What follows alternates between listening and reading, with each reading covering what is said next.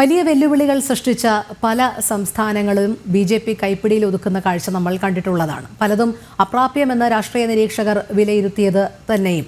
പക്ഷേ താങ്കൾ നേരത്തെ പറഞ്ഞു നിർത്തിയിടത്തുനിന്ന് തന്നെ ഒരു മധ്യവർഗം, വിദ്യാഭ്യാസം ആർജിക്കുന്ന ഒരു മധ്യവർഗം, അവർ തിരിച്ച് ചിന്തിക്കുന്ന ഒരു സാഹചര്യം നമ്മൾ കണ്ടതാണ്. ഡൽഹിയിൽ ആം ആദ്മി പാർട്ടി എങ്ങനെയാണ് ഈ മധ്യവർഗത്തിന്മേൽ പിടിമുറുക്കിയതെന്ന്.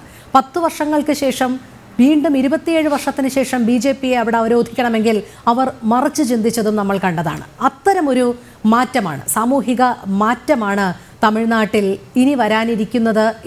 ഒരുപക്ഷെ ഇനി വന്നുകൂടായികയില്ല എന്നും പറയാൻ കഴിയില്ലല്ലോ.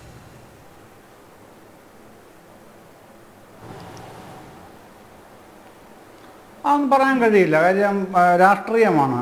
മാറ്റങ്ങളൊക്കെ സ്വാഭാവികമായും ഉണ്ടാവുക തന്നെ ചെയ്യും, ഇന്നല്ലെങ്കിൽ നാളെ ഉണ്ടാവും. പക്ഷേ ഇപ്പോൾ അമിത്ഷായുടെ ഈ ഇന്നത്തെ പ്രസ്താവന വെച്ചുകൊണ്ട്, പ്രസംഗം വെച്ചുകൊണ്ട് നമ്മൾ അങ്ങനെ ചെയ്യേണ്ട കാര്യമുണ്ടെന്ന് എനിക്ക് തോന്നുന്നില്ല. അതുകൊണ്ടാണ് ഞാൻ ആദ്യം അത് പറഞ്ഞത്.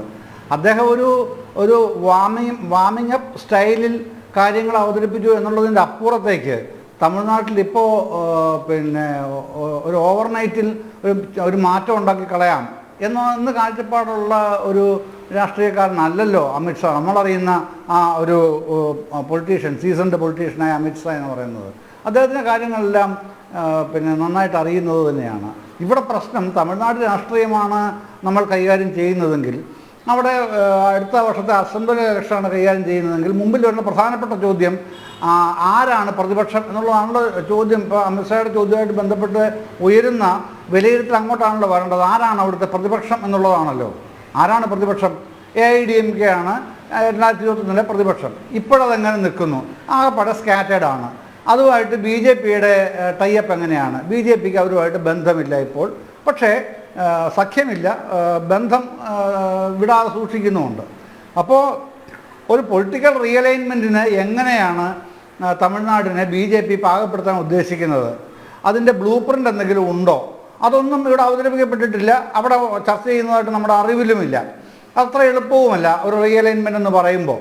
ഇപ്പോൾ അതേസമയം മറ്റൊരു കാര്യമുള്ളത്, ഈ AIDMKയുടെ കഷ്ണങ്ങളാണെങ്കിലും അവയെ ചേർത്ത് നിർത്തിക്കൊണ്ടല്ലാതെ ഒരു മുന്നോട്ട് പോക്കൽ BJPക്ക് അവിടെ പ്രായോഗികമായി എന്തെങ്കിലും നേട്ടം ഉണ്ടാക്കി കൊടുക്കുമെന്ന് കരുതാൻ ഞാൻ കരുതുന്നില്ല. അങ്ങനെ വിജയ് എന്ന് പറഞ്ഞ നടൻ്റെ ഒരു പ്രാഭവമൊക്കെ ശക്തമായി ഈ യുവജനങ്ങളുടെ ഇടയിൽ ഉണ്ട്.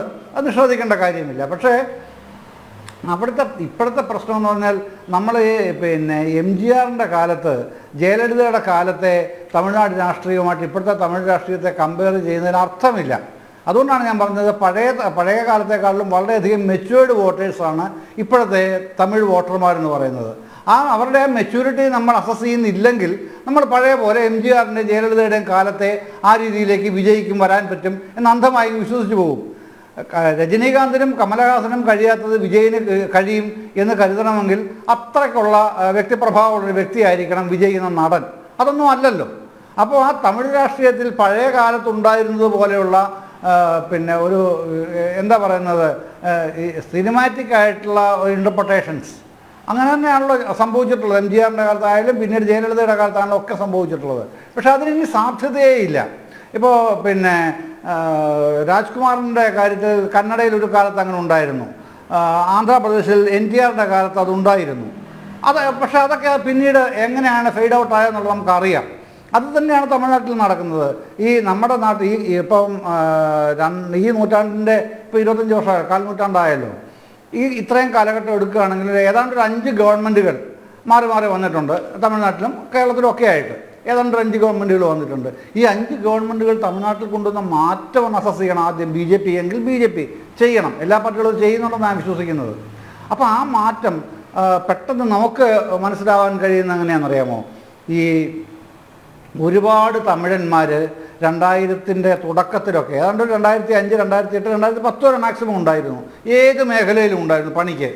അത് കഴിഞ്ഞ് പിന്നെ അവർ അപ്രത്യക്ഷരായി. എവിടെ പോയി അവർക്ക് ഇവിടെ വരേണ്ട കാര്യമില്ലാത്ത വിധം അവരുടെ വരുമാനം വേറൊരു വരുമാന സ്രോതസ്സിലേക്ക് അവർ മാറി. തമിഴ്നാട് ആ തരത്തിൽ ഈ വ്യവസായം കൊണ്ട് കുറേയധികം മാറ്റങ്ങൾ ഉണ്ടാക്കി. ആ മാറ്റങ്ങൾ കാണാതിരുന്നിട്ടൊന്നും കാര്യമില്ല. പഴയ പോലെ സിനിമാ കഥ പറഞ്ഞൊന്നും വോട്ട് കിട്ടില്ല.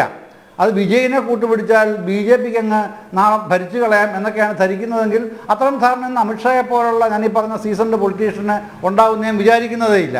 അങ്ങനെയൊന്നും കാണില്ല. പക്ഷേ ഒരു 5 വർഷം അല്ലെങ്കിൽ ഒരു 10 വർഷം എന്നുള്ള ഒരു ലക്ഷ്യം വെച്ചിട്ട് പോവുകയാണെന്നുണ്ടെങ്കിൽ BJPക്ക് അവിടെ എന്തെങ്കിലും ചെയ്യാൻ കഴിഞ്ഞേക്കാം. അത് സാധ്യതയുണ്ട് എന്നുള്ളതല്ലാതെ BJPക്ക് ഒരു ഓവർനൈറ്റിൽ അവിടെ നിന്ന് അമിത്ഷാ ഇന്ന് അങ്ങനെ പറഞ്ഞതുകൊണ്ട് അടുത്ത വർഷം ഭരിക്കാൻ പറ്റും എന്നൊരു തെറ്റിദ്ധാരണയുടെ ആവശ്യമില്ല. അവർക്ക് പോലും അങ്ങനെ ഉണ്ടാവില്ല നേതൃത്വത്തിന് എന്നാണ് ഞാൻ കരുതുന്നത്. അതെ.